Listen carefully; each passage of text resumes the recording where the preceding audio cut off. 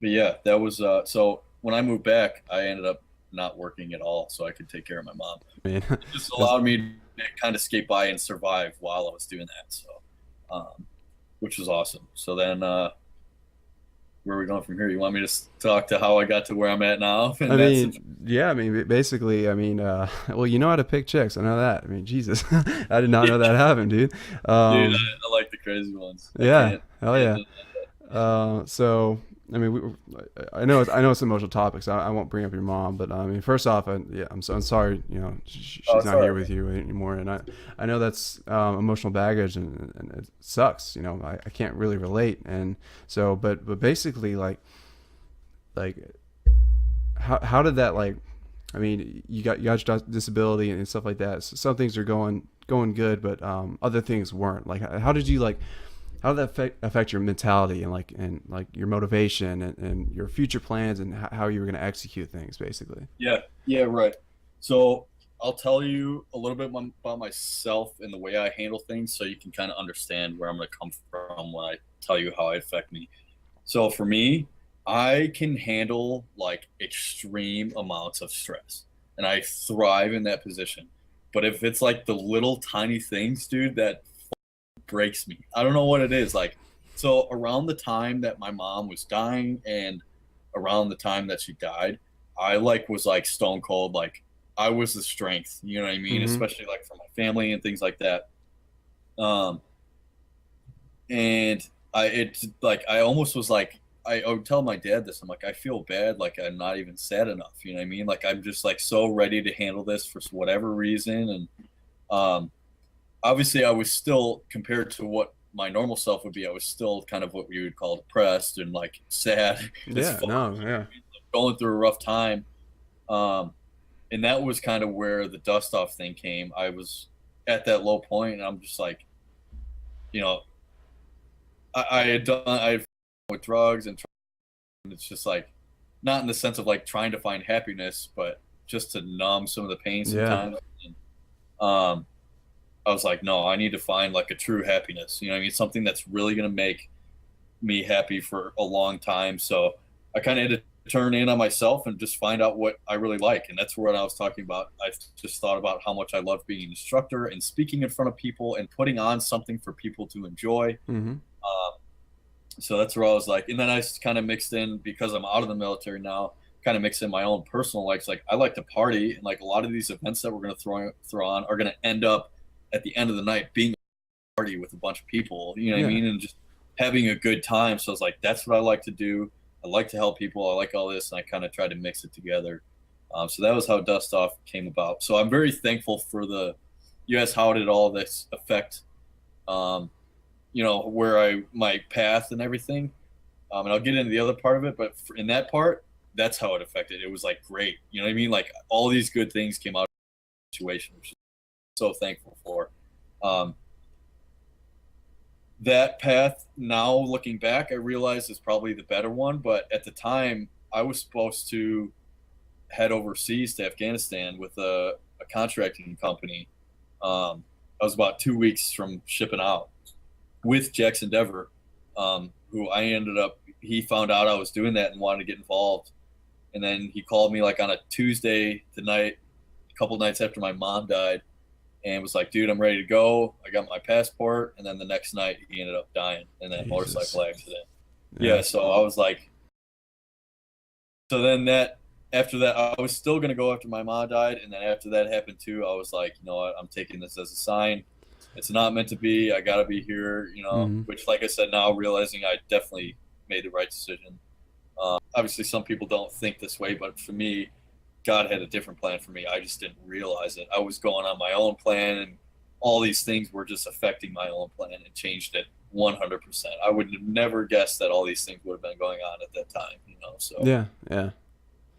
um, the after the pain of my mom being gone, like the time around that, I would say like the month before and the month after that, that's when it really started to affect me, and it still does to this day. I've actually been having a rougher time right now than I have been with right when she died.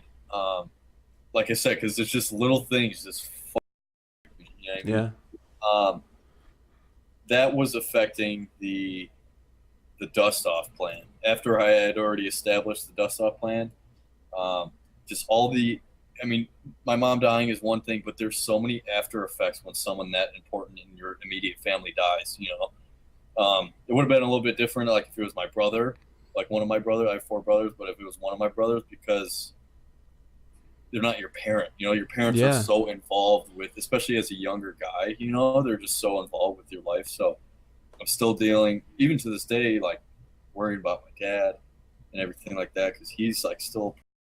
I mean, they were married for 36 years, so he's still pretty bummed about it. Yeah. I mean, yeah, dude, you lost your mom. Yeah, so That's that was kind of, unfathomable. yeah, right. So that was kind of why dust off took so long, is because at a certain point, money was an issue, and still is an issue, but we're growing right now. Um, and then just the other after effects and dealing with them every day on a daily basis took all my time and attention away from doing anything with dust off. So for the over the year that I was building dust off, it was like here and there, because either it was as much as I had time to do, or as much as mentally I could withstand and give my attention to, because a lot of this, like especially like I was talking about with drugs and stuff, like I ended up getting hooked on painkillers from an injury, and I had to go through, when I stopped taking them, I had to go through withdrawals. So like that was like a long thing, and yeah, which painkillers are terrible, don't. Yeah, no, So I've actually with my back injury and I've been dealing with that since 2015. I refused. I've always refused painkillers. But my ass got hooked on the booze, like pounding half a fifth a night, dude. really, Yeah, it's. I mean, after all this and going to counseling and stuff like that, I realized and I've accepted that I have like an addictive personality. yeah, sure. So, uh, yeah, I've been laying off the booze for a while, and then Here's, I started using marijuana and stuff like that. But again, like I have an addictive personality, right, you and got to limit yourself. yeah, yeah, and like I was using that vape stuff and the high potency, like 80, 85%, and I would sit there and tug on it all night because Yeah. I could never get enough. So I've been sober ever since my incident, and I'm actually I'm getting my medicinal marijuana license because if Even there's when you, good. not even to cut you off, but even when you have that medicinal thing, you still need to limit yourself and Yeah, everything. You know what yeah, I mean? and that's why like this whole process is like I told myself I'm going to be sober for until the end of the year, and then I'm going to get my medicinal license and stuff like that, and I have to control it because what I also Right. didn't know is I'm bipolar, and so with that condition and working with psychology and like I'm gonna have to see a shrink for the rest of my life. Like I've just accepted Right. that like as part of like almost like a mental coach, just to keep myself in check because it's too easy for me to like yeah I used to dip, I used to smoke, I used to drink, started using that stuff like, and so I'm gonna be using it for the pain because I mean I do have chronic pain. I know you had a severe injury too, and like Yeah. I mean it's just if there's one thing that I've taken that I feel like has no like real negative effects on like on my body, like I was getting Right. liver pains from the alcohol. Yeah, sure. Yeah, and so like if there's one thing that's natural and that is I don't want to say safe to use because I don't know if there's enough research out there to use, but like the real reason um I had like my breakdown is because I went 7 days without sleep and I was Yeah. depressed. I wasn't in shape. I got fat as I shot up to 260. Holy Just shit. cheeseburgers and beer, man. Just not a good combo. And I wasn't doing anything with my life, and I started getting depressed, and I wasn't talking to anybody about it. I kept it all inside, and Yeah. I was one of those. I'm very introverted, so like I was afraid to just be open about it. So Right. and in a span of 7 days, I was like, you know what? I'm going to change my life for the rest of my life. I got to change my mindset. And I started to think about, developing my own business. And like you were an inspiration for that because I saw Right. you were doing the dust off. I was like, that's a great idea. Why don't It's I just cool. try? Yeah, yeah. And like, why don't I just try and do something on my own? I already talked about the other job that I'm leading up to. I have some time. Why don't I do that? Well, I started thinking about doing, this business. And then I started thinking about it, doing a lot of research, and I was, just starting to figure some stuff out. I was like, this could work. This could work. Dude, I'm for the people out there. If you're in that position like you were talking about, where you just aren't doing anything, you don't feel a part of anything, you can't find something that you want to be a part of, do your own thing. Yeah. Do your own. Find something to just get you by for the time being, money wise, and survival means. But do your own thing and create your own shit. That is like, I wanted to cut you off to say that because that's been a big thing. Like, I came back to the civilian sector and I'm like, I don't want to be a part of any of this shit. Like, I sold cars. I'm like, I feel like Yeah. a retard after going to special operations schools and doing that, being a marksmanship instructor and just being a total badass, and then trying to sell cars. I'm like, no, I want to do my own shit. You know what I mean? So, actually, do you mind if I cut you off right now? Because there's a lot of things that you said that I definitely wanted to talk about. Yeah, yeah. I mean, like I said, I can cut this and mix it up or whatever. But like, dude, this has been the easiest one I've done so far. So we can just Really? roll with it, bro. Just go ahead. Yeah. So you just said so many things that were topics that I wanted to discuss with you. Yeah. The first one was you talking about drugs. I am an an advocate for drugs in times of sadness. If you have the strength to control yourself. Control it. Yeah. You know what It's I all mean? balance. Yeah, right. If you go into it with that mindset, because like if you go into it not even thinking like that, then you're gonna fall into it and you'll be. Painkillers is the one I would not say even. You can't control yourself because it changes your body's physiology. You know Yeah, what I mean? and So the chemical process in your brain. yeah, right. So that's one thing. Um, but drug use and of minor drugs, nothing like heroin and shit like that. But it definitely at times where it just gets, you just need one night to just like, one night a month to just like get the away from everything and forget about it all and just have a good time. And in a time that you're depressed, like certain drugs like MDMA will release all your happy endorphins. You know what I mean? Yeah. So, which if that's what I'm saying, you have to understand though that you'll be a little bit more sad the next day and something will be going on with your brain chemistry. But for me, it definitely just recreational fun. I don't drink. I couldn't be an alcoholic if I wanted to. I have a very addictive personality, but I just don't like booze. Um, so I don't really understand that part of it, but just certain drugs have just been fun. It's just a night of fun where it just kind of, it's almost like a good night's rest. You know what I mean? Yeah, For your yeah. for your mental state. And it's like Um, it's taboo. Like, I don't mean to cut you off, but it's taboo to say shit. Like, that I is, yeah, like weed. Like, again, like, no, you shouldn't use it every single day. You shouldn't, try and get as high as you possibly can every yeah, single night. But no, if you can find a perfect balance, a balance with anything, I was interested in eventually, trying like mushrooms or something like that, in a controlled environment, understand what it is, making right, sure you set up checks and balances and make sure, yeah, I'm not going to do this every night. right. And same thing with weed. And like, these are natural. Like, these grow from the ground. They're not produced in a lab. They're not produced in a factory, anything like Equally as that. powerful though. Yeah. Definitely equally as powerful.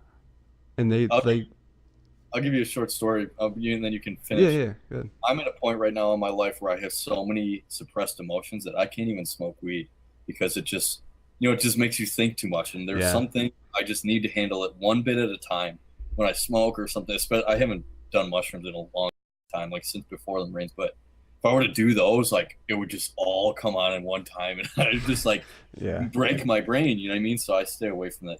So that's what I'm saying. You have to understand yourself Right. and be prepared to go into things like that. You Yeah. know. And But, everybody's different, but like, again, like, I don't see, after I started experimenting with weed and stuff like that. Like, I don't see it as any. It's just another substance, and I don't see that as any different as somebody who wants to go drink and stuff like that. But like, right, again, people get in the pattern and become alcoholics really, really easy. And to be right. quite honest, like, not to bash on booze, but I think that's probably one of the deadliest drugs on planet Earth. Like, I consider it a drug um, because of what it does to people, and Right, like, that was my drug. That was my dangerous drug right, that would have killed me unless I found control. And the only way, like you said, like, you haven't done mushrooms or weed, or because you know what that's going to do to you. I know exactly what alcohol is going to do to me. I'm going to like it, and I'm going to want to chug that shit. yeah, So like, I gotta remove myself. But if I can find something that I can relax and make sure I don't end up abusing again, and come with a more controlled state, just understanding what it is, and knowing that that might be the only thing that's not really harming me, even if I use it regularly. But again, not every day. And I've been open with my wife about it, and she understands what I'm doing. She's going to keep me accountable to make sure I'm not abusing it and stuff like that. But it's Right. okay. Like Right. everybody needs something. I mean, some people don't need it at all. Some people just need a deep breath. But if you can find a substance and you can do it in a controlled environment and just sit back and enjoy yourself, and Yeah. Right. just be a human being and relax, But a lot it of should those be people totally that okay. don't need it are never in a point of like extreme adversity. You know what I mean? Like they're Yeah, pretty yeah, much yeah, comfortable their whole life. You don't know. A lot of those people haven't been pushed to the point where they're like, I literally like just my mind is just itself yeah, with all these things going on around me. A lot of it is out of some people are it's because of their own self, but like for me, it was my environment. Like all these things, my Jackson dying, my mom dying, like having to deal with all this shit at home and all this shit all at once. It was just like I just need to get away from it for like one night. Just yeah, give yeah, me one yeah. night or a couple hours.